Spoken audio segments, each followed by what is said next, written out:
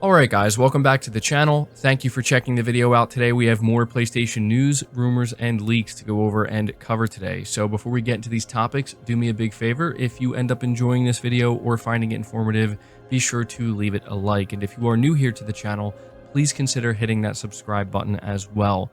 We're starting here talking about The Witcher 3 for PlayStation 5. More specifically, we're talking about a physical retail version of this game and how the release date of this physical copy has leaked. So The Witcher 3 for PS5, the physical version, is going to launch on January 26th, 2023. That's at least according to a retail listing that was spotted on Ultima, and it's listed for $35 US. So this is something that people are already playing. If you own the PS4 version, or if you decided to buy the PS4 version, you get the free PS5 upgrade with it, and it's an extensive upgrade. It's been analyzed and reviewed, and apparently, CD Projekt Red went above and beyond here, but there are, of course, going to be those who want to collect this game physically, and so if you are somebody who is hoping for that or looking forward to it, it's coming out in just a couple of weeks. So let me know if it's something you plan to pick up and add to your collection. Moving to the next topic, we are talking about Elden Ring and the fact that it has now surpassed The Last of Us 2 when it comes to its Game of the Year record. This is reading from PlayStation Lifestyle, where they say From Software's Elden Ring has won more Game of the Year awards than any other game in history so far, surpassing the previous record holder, The Last of Us Part 2. This is according to the eagle-eyed users at Reset Era, who have meticulously tallied every Game of the Year awarded from eligible media outlets and Reader's Choice polls. At the time of this writing, Elden Ring currently has around 323 or 324 Game of the Year awards, and it may have more by the end of the day, which just edges out the 322 Game of the Year awards that The Last of Us Part 2 accumulated in 2020. So this is something I figured I would just let you guys know about. It was a pretty big deal when we learned about just how many Game of the Year awards The Last of Us Part 2 won in 2020, and it maybe wasn't too surprising, but I have to say it's also not too surprising to hear that Elden Ring has apparently surpassed The Last of Us Part 2, and we'll have to see if Elden Ring holds on to that, or if another game over the course of this generation is going to end up taking that crown. It would be pretty funny if it was another Sony game, of course, but big congratulations to From Software and what they have achieved with Elden Ring. But we're moving on to the next topic, which talks about the rumored Horizon Zero Dawn PS5 remaster, or possibly remake. We have some new information on this coming from what I believe to be a reliable insider, that being Colin Moriarty of Last Stand Media. He is coming out and letting us know that if this is actually something that Sony's planning on releasing, it's not being done by Guerrilla Games internally. Now, before I go over what he said, I want to say that I do not believe for a second that this is a remake. That just sounds completely ridiculous in my opinion. I think everybody is in universal agreement that Horizon Zero Dawn does not need a remake. Now, a remaster is very different. A remaster is essentially just a port to the current gen console, just to, ultimately spruce it up a bit and make it look better than it did on the PS4. It's not a, from the ground up remake similar to something like The Last of Us Part 1, which even that obviously had a lot of controversy surrounding it. A lot of people questioning if that was really necessary. So, going back to what Colin Moriarty said on his latest Sacred Symbols Plus podcast, quote, "We're also assuming that Guerrilla is making the Horizon remake thing there, although if that's real, what I've heard is that it's at another team," end quote. It's worth noting that he didn't mention who the team is, that's handling this project. And we, again, do have to understand that this has not been officially confirmed yet. For those wondering, the reason why we know about this Horizon project is due to a leaked internal document of upcoming Sony projects, which we covered a little while ago. So yeah, to me, this is good news because, if it's getting a remaster and it's going to be revealed sometime soon, I would really prefer it's not being handled by Guerrilla. Guerrilla's working on a multiplayer Horizon game. They're working on Horizon Call of the Mountain, and they're likely working on the third Horizon game as well. So, they can only stretch themselves so thin.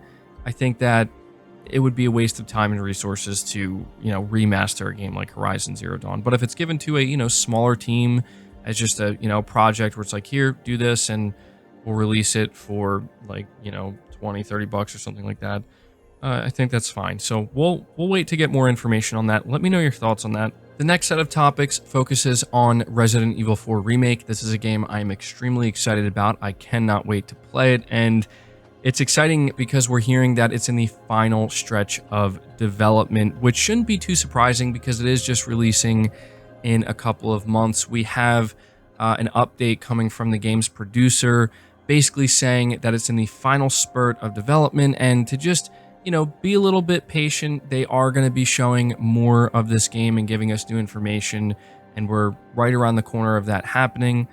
But they're letting us know that they're, working on the final touches. But something else we're learning about Resident Evil 4 Remake is that the developers have confirmed they are not cutting out the island section of the game. Reading from Gaming Bolt, in the recent issue of Edge magazine, the development team of Resident Evil 4 Remake confirmed that the island section, which was the final section of the game and has proven to be quite divisive over the years, will be present in the remake as well.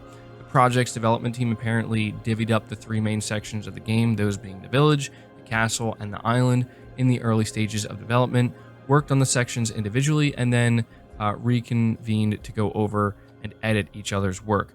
Interestingly, the developers also say that the island is going to have a lot more to it than the original game, though they stopped short of going into further detail, given the significant shift in tone and pacing that the island brought with it in the original Resident Evil 4. Should be interesting to see how it's handled in the remake.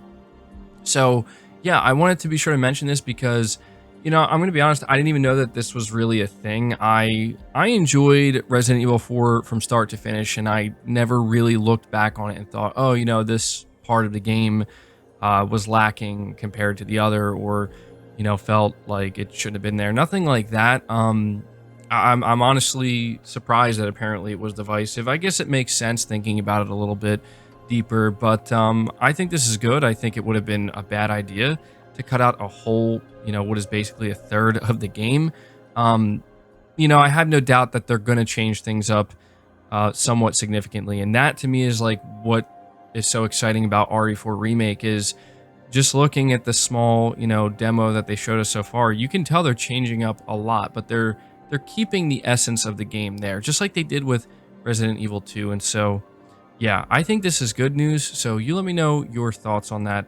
Next up, we're talking about Final Fantasy once again. We have Square Enix teasing out a major Final Fantasy announcement that is unrelated to Final Fantasy 16 or Final Fantasy 7, and fans are definitely eager to learn what this is. So this was in a New Year's greeting post on the official Final Fantasy website, where we have Final Fantasy 7 Rebirth producer Yoshinori Kitase revealing that there is a big announcement coming up. So it says, "Happy New Year to you all. Final Fantasy 16 is set to release this year, which means Yoshi P needs your support now more than ever. Cheer him on as he gives it his all down the stretch. Also, development is picking up speed on the title I'm producing, Final Fantasy VII Rebirth. I'm sure many of your collective imaginations are running wild trying to picture how we'll recreate some of the game's most iconic scenes, and we'll have more to share about that when the time is right. There's also another big announcement unrelated to Final Fantasy VII that I can't say anything about just yet. Rest assured, we're working hard to make sure 2023 is the most exciting year yet." And so something that this article that I'm referring to from WCCF Tech does bring up when it comes to speculating what this big Final Fantasy announcement could be, they're referring to the big GeForce Now leak that happened in 2021, which has proven to be probably the most significant gaming leak we've ever received, because everything that was on there was true, and if it doesn't come true, it was probably because it was canceled at some point. But the two Final Fantasy games that were on there that haven't been announced yet are Final Fantasy Tactics, a remaster, and a remake of Final Fantasy IX. Now, who knows which one this could be, but it seems very likely it's one of those two. So I'm going to ask you guys, for those who are fans of Final Fantasy, if you had to choose between a Final Fantasy Tactics remaster being announced this year or a Final Fantasy IX remake, which one would you choose?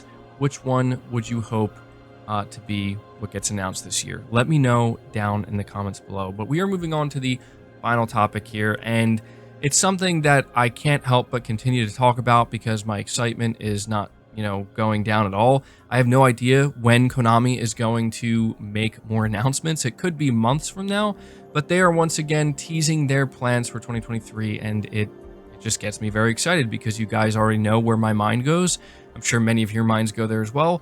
I'm thinking Metal Gear Solid, but this is reading from VGC, where it says Konami has said it's planning to reveal even more new games building on its recently disclosed plans to revive classic franchises. As part of its New Year greeting published on Famitsu, the company mentioned new games for well-known series, likely referencing the roster of Silent Hill games and Castlevania collaboration announced last year. However, it said it also has new announcements to make regarding projects deeply and quietly underway behind the scenes. Happy New Year to all game fans. Konami's greeting reads, "Thank you very much for enjoying many of Konami's games last year. This year's the year of the rabbit, and we're planning new games for well-known series with the aim of making even greater strides. In addition, new projects that we have yet to announce to you are also deeply and quietly underway. Please look forward to Konami's future announcement." We once again have Konami teasing out something quite significant here, and, I am going to continue to say I firmly believe this is Metal Gear Solid. I think this is the year we're going to see it come back. I want this to be the year it comes back.